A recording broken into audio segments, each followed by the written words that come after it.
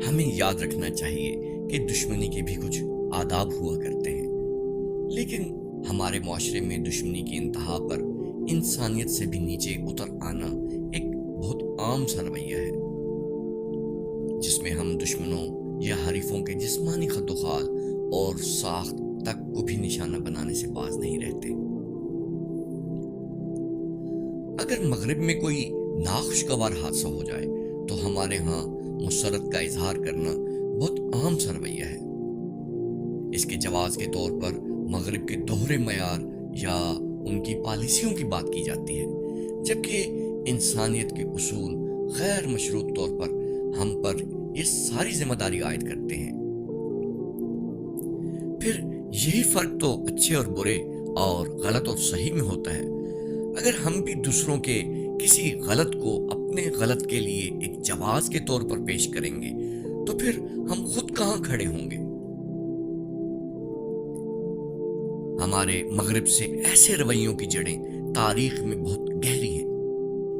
اس میں جہاں ہم رد عمل کا شکار ہوتے ہیں، وہیں ہماری کمزور اور غیر مؤثر حیثیت ہمیں مجبور کر دیتی ہے کہ ہم خود پر محنت کرنے اور خود کو بہتر کرنے کی بجائے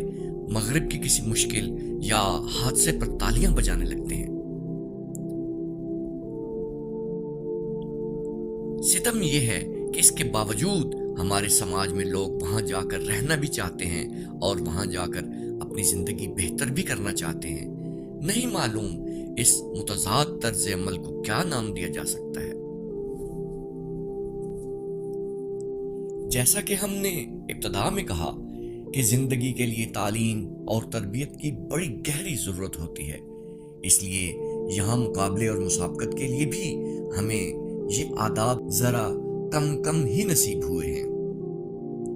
ہم اخلاقی بنیادوں پر اور اصولی طور پر کسی صحیح اور غلط کو اپنی عام زندگی میں بروئے کار نہیں لاتے، سو یہ تو پھر مغرب کی دنیا کا معاملہ ہے۔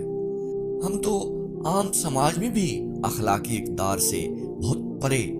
بے اصولی کی ایک بہت بڑی دنیا بسائے ہوئے ہیں۔ انصاف، مساوات، سچائی اور دیانتداری سے لے کر اصول کی بنیاد پر مخالفت اور اصول کی بنیاد پر حمایت کا ہمارے ہاں چلن نہ ہونے کے برابر ہے۔ ہم بس اندھی محبت اور اندھی نفرتوں کے عادی ہیں۔ اس تاریکی اور آنکھیں چندیا دینے والی تیز روشنی میں ہمیں کم ہی کچھ دکھائی دے پاتا ہے، جبکہ زندگی میں بہت سی چیزیں ان کے بین بھی ہوا کرتی ہیں۔ ہمارے اس رویے کا نقصان مغرب کو تو خیر کیا ہوگا، ہم خود منفیت کا شکار ہو کر اپنی ترقی اور اصلاح کا وقت تلف کر رہے ہوتے ہیں۔ وہ وقت اور توانائی جو ہم اپنی بہتری کے لیے صرف کر سکتے تھے، وہ ہم نے بیگانی شادی میں عبداللہ دیوانے کے مصداق ایک لا یعنی جشن میں برباد کر دی۔ گزشتہ دنوں امریکی ریاست لاس اینجلس میں لگنے والی خوفناک آگ کے تئیں بھی لوگوں کی ایک بہت بڑی تعداد خوشیاں مناتی اور امریکی نقصان پر شاداں اور فرحاں نظر آئی، اور جواز کے طور پر امریکہ کے دنیا بھر میں کیے جانے والے اقدامات بتائے گئے۔ لیکن یہ سب بتاتے ہوئے یہ بھول گئے کہ یہ حادثہ عام امریکی شہری کو متاثر کر رہا ہے، جو کہ امریکی پالیسیوں پر احتجاج بھی کر رہے ہوتے ہیں۔ پھر ایک ترقی پذیر ملک کی حیثیت سے ہمیں تو یہ بھی سوچنا چاہیے کہ امریکی معیشت کے کسی نقصان کے سبب عالمی معیشت پر جو اثرات ہوں گے تو ہمارے اندر اس کو برداشت کرنے کی کتنی سخت ہے، کیونکہ جنگ و جدل صرف دو ممالک پر اثر انداز نہیں ہوتی، بلکہ اس کی وجہ سے ان کے ہاں کی پیداواری صلاحیت، درآمدات، برآمدات بری طرح متاثر ہوتی ہیں، اور اس کے اثرات دنیا بھر کی معیشت پر بھی پڑنے لگتے ہیں۔ اس کی سب سے بڑی مثال یوکرین اور روس کی جنگ ہے، جس کی وجہ سے دنیا بھر میں غذائی اجناس کی دستیابی اور ان کے نرخوں پر بہت گہرا اثر پڑا ہے۔ اسی طرح اگر ہم امریکہ میں اس آتش زدگی کے ماحولیاتی پہلو کو دیکھیں تو دنیا تو سبھی انسانوں کی سانجھی ہے، اور اس طرح کی ہونے والی ماحولیاتی بربادی کسی ایک ملک تک محدود نہیں رہتی،